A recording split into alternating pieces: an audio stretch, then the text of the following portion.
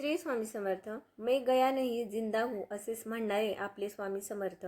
तर आज लहान मुलांसाठी आपल्याला काय सेवा करायची आहे किंवा त्यांच्याकडून आपल्याला स्वामींची सेवा कशी करून घ्यायची आहे किंवा काय उपाय करायचे आहेत जेणेकरून त्यांची बुद्धी प्रगल्भ होईल किंवा तेजस्वी होईल, त्यांचे चरित्र शुद्ध पवित्र होईल, यासाठीच आजचा व्हिडिओ आहे. तर हा व्हिडिओ पूर्णपणे बघा, आवडला तर लाईक करा. तर बघा, आपल्या घरातील लहान मुलांचे मन संस्कारक्षम होण्यासाठी नित्य उपासना व तीही अगदी छोट्या प्रमाणात करायलाच हवी. आता प्रत्येक घरोघरी कोणत्या ना कोणत्या देवाची ही होतच असते, पण आपल्या महाराष्ट्रात स्वामींची भक्ती करणारे भरपूर त्यांचे भक्त आहेत, त्यांचे सेवेकरी आहेत आणि त्यांच्या घरात प्रत्येकजण एक ना एक सेवेकरी असतो आणि त्यांना माहिती असते की मुलांकडून काय सेवा करून घ्यायची आहे. पण बघा, असे बरेच अज्ञात लोक आहेत ज्यांना माहिती नसतं की घरात कसं वावरायचं किंवा वागायचं किंवा घरात काय सेवा करायची, भक्ती कशी करायची. आणि अशी लोक अंधकारमय जगात जगत असतात. त्यांना भक्ती काय आहे हे सुद्धा माहिती नसतं किंवा पुढे काय करायचं, मुलांना संस्कार कसे द्यायचे हे देखील माहिती नसतं. तर श्री स्वामी हे आपले गुरु असल्याने लहान मुलांनी रोज स्वामींचे स्मरण केलेच पाहिजे किंवा त्यांची साधना किंवा त्यांची भक्ती, त्यांची सेवा रोज थोड्या प्रमाणात का होईना वेळ मिळेल तशी करायला पाहिजे. किंबहुना सकाळी सकाळी किंवा संध्याकाळी दोन टायमिंगचे जे दोन वेळेचे जे सेवा असते ती केलीच पाहिजे लहान मुलांनी. तर बघा, सगळ्यात आधी मुलांसाठी ते जेव्हा झोपेतून उठतात तेव्हाची वेळ असते, त्यांच्यासमोर त्यांना काय दिसते, तर त्यांची जी रूम असते किंवा ते जिथे झोपतात तिथे उठल्या उठल्या स्वामींचा फोटो दिसला पाहिजे किंवा एक अशा सात्विक लहरी मिळाल्या पाहिजेत त्यांना, असा कोणत्याही देवतेचा फोटो लावलाच पाहिजे. पण बघा, आपले हे स्वामी गुरु आहेत, मग त्यांचा फोटो तुम्ही जर स्वामी भक्त असाल तर त्यांच्यासमोर उठल्याबरोबर त्यांना स्वामी दिसतील असा फोटो लावा त्यांच्या बेडरूममध्ये किंवा त्यांच्या झोपण्याचं ठिकाण आहे त्या ठिकाणी. कारण स्वामी आपले गुरु आहेत, छोटी तस्वीर गुरु म्हणून हवी. ठीक आहे.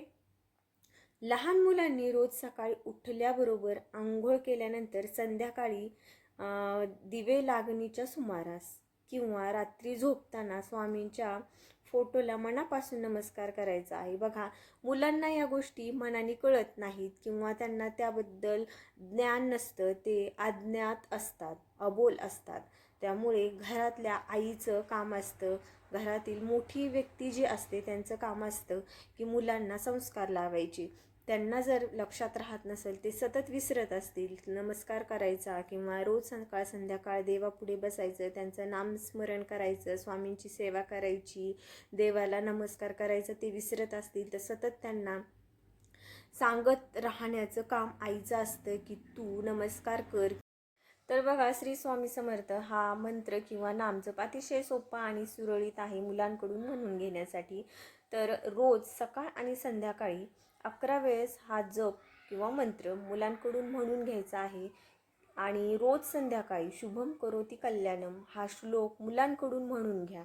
आणि सरस्वती श्लोक आपल्या नित्यसेवेच्या पुस्तकामध्ये असतो. या कुंदेंदुशार हार धवला, या शुभ्रवरस्तावता, या वीणावर दंडमंडित करा, या श्वेत पद्मासना, अशा प्रकारचा एक श्लोक सरस्वती श्लोक आहे. तो रोज मुलांकडून म्हणून घ्या. आता हा श्लोक खूप कठीण जरी असला तरी तुम्ही रोज 10 दिवस मुलांकडून म्हणून घेतला तर मुलांचा हा श्लोक पाठ होऊन जातो आणि त्यांची बुद्धी तेजस्वी होण्यासाठी मदत होते. आणि बघा, त्यांची जी बौद्धिक क्षमता आहे ती सुद्धा निपुण होते किंवा त्यांची बौद्धिक क्षमता वाढण्यास मदत होते. आता आपण असे छोटे छोटे प्रयोग आपल्या मुलांसाठी नक्की करू शकतो आणि जे आपण प्रयोग करतो त्याच्यात सातत्य ठेवलं किंवा आपण रोज या गोष्टी केल्या तर आपल्या जीवनात याचे सकारात्मक परिणाम नक्की बघायला मिळतात. मुलांनी आपल्या स्वामींना प्रार्थना करायची आहे, स्वामी मला चांगली बुद्धी द्या, आरोग्य द्या, चांगला व खूप अभ्यास करण्याची शक्ती द्या, मला नम्र, आज्ञाधारक आणि दयाळू बनवा, माझ्याकडून सर्वांची सेवा घडू देत, सर्वांना सुखी ठेवा, सर्वांचे कल्याण करा आणि मला सदैव तुम्ही आशीर्वाद द्या, अशी प्रार्थना करायला तुमच्या मुलांना स्वामींपुढे सांगा. तर बघा, आपल्या शास्त्रानुसार असं सांगितले जाते किंवा आपल्या सनातन धर्मात असं आहे की आपल्या मुलांचं किंवा कोणत्याही व्यक्तीचं चरित्र हे खूप खूप महत्त्वाचे असते. बघा, जीवनातील किंवा ह्या जगात बऱ्याच अशा गोष्टी आहेत, भौतिक गोष्टी आहेत, सुख, समृद्धी, संपत्ती, आरोग्य, हे सगळ्या गोष्टी आहेत. या गोष्टी गमवल्या तरी आपल्याला परत मिळू शकतात, पण चरित्र अशी एक गोष्ट आहे जी एकदा गमवली किंवा त्याच्यावर दाग लागला तर ते कधीच आपल्याला परत मिळत नाही. त्यामुळे आपल्या मुलांना आपल्याला चरित्रवान बनवायचं आहे, पवित्र बनवायचं आहे. त्यासाठी आपल्याला मुलांवर बालसंस्कार करायचे आहेत, त्यांना चांगले संस्कार करायचे आहेत आणि त्यांना आपल्या स्वामींच्या भक्तिमय गोष्टींमध्ये रममान व्हायचं आहे, त्यांना स्वामीमय करून टाकायचं आहे. तर मंडळी, व्हिडिओ कसा वाटला नक्की सांगा, चॅनलला सबस्क्राईब करा. भेटूयात नंतर अशाच एका नवीन व्हिडिओमध्ये नवीन माहितीसह. तोपर्यंत श्री स्वामी समर्थ. धन्यवाद. रामकृष्ण हरी.